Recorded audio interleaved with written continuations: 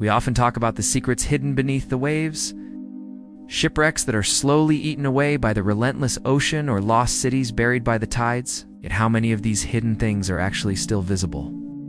Yes, time and the ocean do a good job at erasing certain sites, but sometimes they just can't get rid of them completely.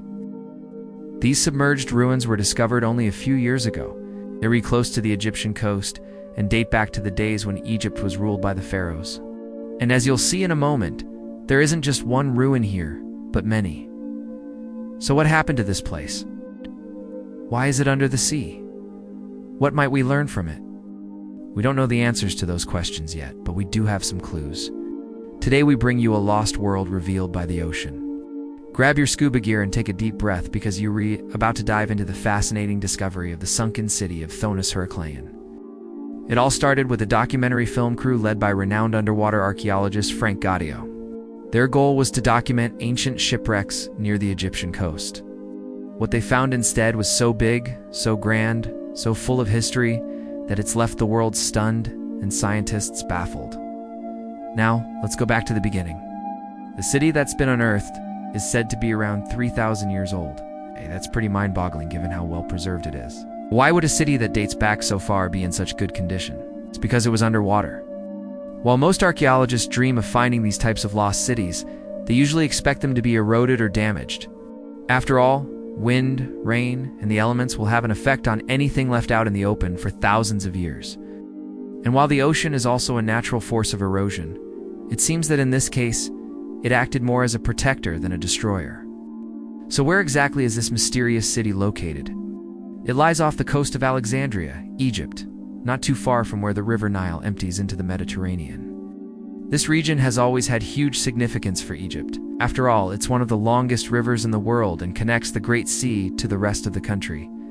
Back in the day, the river's delta formed a natural harbor here, and this made it the perfect spot to establish a port city. In other words, it was bound to become an important city because it could serve as a vital hub for trade and cultural exchange.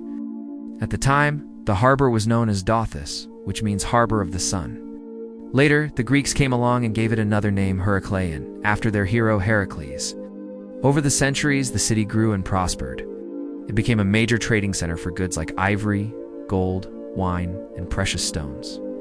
Plus, it was home to all sorts of people from different cultures and backgrounds. The citizens of Thonis Heracleion took great pride in their city.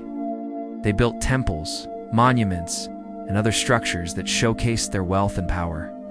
One of the most famous was the Lighthouse of Pharos. It stood over 100 meters tall and was considered one of the ancient world's 7 wonders. Unfortunately, the city's glory didn't last forever.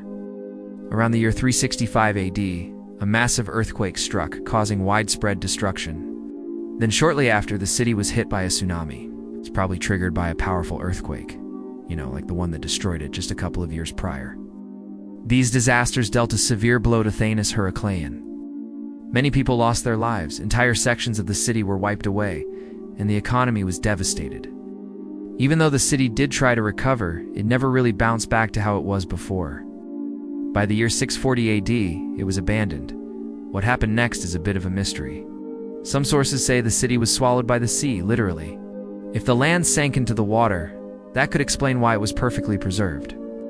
Others believe that the city's ruins were covered by silt and sediment that washed in from the Nile River. Whatever happened, the once great city of Thonis Heracleion disappeared from the face of the earth, or at least it seemed that way. For many centuries, the city was nothing more than a legend. Historians debated whether it even existed or not. But then, in the mid-1990s, rumors began to spread about an underwater city off the coast of Alexandria. Locals claimed that they had seen buildings, statues, and other artifacts beneath the waves. At first, most people dismissed these claims as just that, claims. They thought it was just a local legend, or maybe people were misinterpreting what they saw. However, a small group of archaeologists were intrigued enough to investigate. They started searching for the lost city in 1998. But for the first 6 years, their efforts turned up nothing. It wasn't until 2001 that they finally found something. A single piece of rock that looked like it had hieroglyphics carved into it. They pulled the rock up to the surface, and sure enough, there were hieroglyphics on it. It was just the first piece of evidence they needed to confirm that they were on the right track. From that point on, the discoveries kept coming. The team uncovered pottery, coins, statues, and other artifacts that proved beyond a shadow of a doubt that the underwater city was real. They named it the Sunken City of Heraklion. As you might have noticed, though, I haven't mentioned the most important discovery of all, the one that really captured the imagination of the world. That's because it wasn't found by accident. There was no long search that ended in a eureka moment. No, it was found by pure chance. In 2002, while surveying the seabed near Alexandria, Frank Godio's team spotted something odd. They saw a dark shape on the seafloor and they couldn't quite make out what it was, so they decided to investigate. As they got closer, they realized it was a wall, an ancient wall covered in hieroglyphics at that moment. Everyone on board knew they had stumbled onto something incredibly important. With trembling hands, they brushed away the silt to reveal the wall's carvings. Sure enough, they were hieroglyphics, the same type you'd see on ancient Egyptian tombs and temples. But wait, there was more. As they continued their investigation, they found more walls, then more buildings, then an entire city. The city was so big that it was impossible to miss. It must have been twice the size of modern-day Alexandria. It was filled with all sorts of amazing artifacts. The team found everything from statues of gods and pharaohs to coins, jewelry, and everyday items. It was like stepping back in time to the days when Egypt was ruled by pharaohs. The team was stunned and excited. They had discovered the lost city of Thonis Heraklion. Up till then, it had been nothing more than a myth.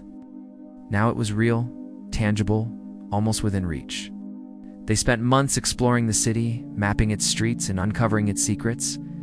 They found out that the city had been built on 2 layers of land, one on top of the other. The lower layer dated back to the 8th century BC, while the upper layer was from the 6th century BC.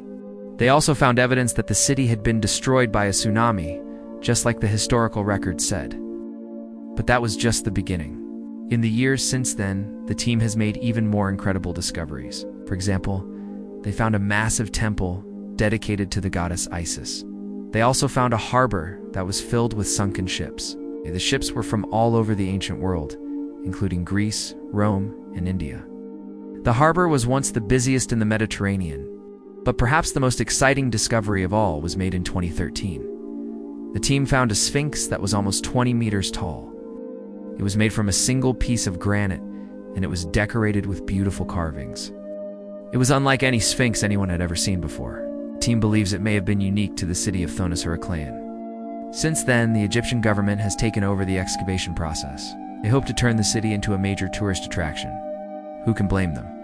After all, who wouldn't want to visit a 3,000-year-old sunken city? But not everyone is happy about the discovery. Some people believe that the city should remain underwater, that it's too fragile to handle the crowds. Others are worried that the tourists will damage the city's artifacts. Only time will tell what happens. For now, we can be grateful that the city was found at all. Thanks to the hard work of a few dedicated archaeologists, we now know that the city of Thonis Heraklion really did exist. It wasn't just a myth or a legend. It was a real place that was once home to thousands of people. If you think this story is interesting, please let me know in the comments below. Thanks for watching.